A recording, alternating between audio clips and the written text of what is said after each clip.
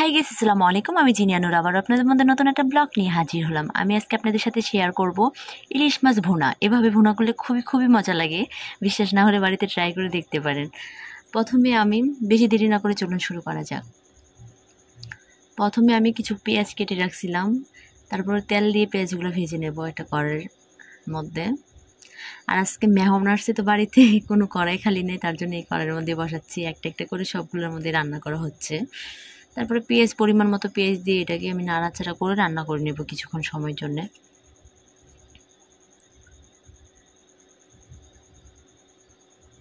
তারপরে আমি এই যে কাঁচামরিচ বাটা দিয়ে নিছি। আর আমাদের এদিকে বেশিরভাগ কাঁচামরিচ বাটাই খায়। আমি শ্বশুরবাড়ির এদিকে মানে গাইবান্ধার এদিকে মানুষগুলো বেশিরভাগ কাঁচামরিচ দিয়ে খায়। উত্তরবঙ্গের মানুষগুলো কাঁচামরিচ দিয়ে তরকারি খুবই ভালো হয়। গ্যাস্ট্রিকের কোনো সমস্যা হয় না, কোনো সমস্যাই হয় না। আর আমিও শিখে গেছি কাঁচামরিচ দিয়ে তরকারি খাওয়া। তারপর এটাকে একটু ভেজে নেব, নিয়ে হালকা একটু পানি দিছিলাম। পানি দিয়ে এটার মধ্যে এখন মশলা অ্যাড করব। প্রথমে আমি হলুদ গুঁড়া দিয়ে নিচ্ছি,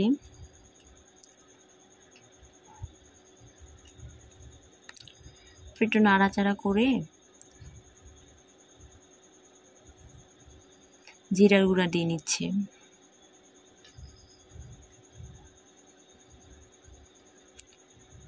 একটু নাড়াচাড়া করে দেব, দিয়ে স্বাদ মতো লবণ দেব।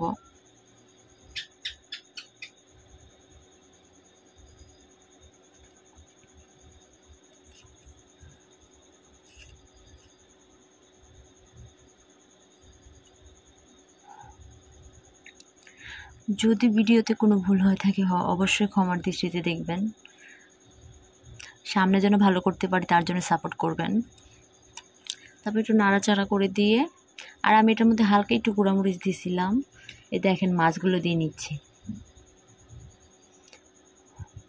যেহেতু আমি এখানে কাঁচামরিচ অ্যাড করছি তার জন্য বেশি গুঁড়ামরিচ দিই না। গুঁড়ামরিচ দিলে হয়তো কালারটা আর একটু সুন্দর আসতো, জোস হতো, কিন্তু আপনার কাঁচামরিচ দিয়ে রান্না করে দেখেন খুবই মজা হয়। তারপরে মাছগুলো দিয়ে নিচে দিয়ে এখন একটা একটা করে উল্টে দেব।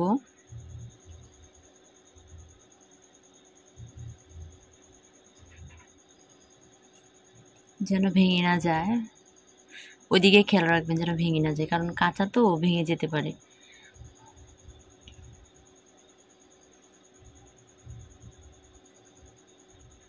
তারপর সবগুলো মাছ উল্টানো হয়ে গেছে। এখন আমি হাতের সাহায্যে একটু নাড়া দিয়ে নিলাম।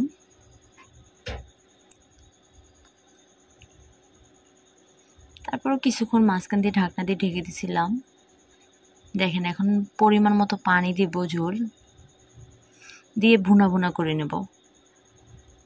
বিশ্বাস করবেন না, এই মাছ রান্নাটা খুবই মজা লাগে। আমাদের এদিকে বেশিরভাগ কাঁচা মাছই খায়, মানে কাঁচা মাছই ভুনা করে খায়। আমাদের এখানে কষান বললে, মাছ কষান। এটা খুবই ভালো লাগে এইভাবে রান্না করলে। এভাবে কি আরেকভাবেও রান্না করা যায়, এটা আমি অনেক সময় ভিডিওতে শেয়ার করি। এই দেখতে পারতেছেন কত সুন্দর একটা কালার আসছে।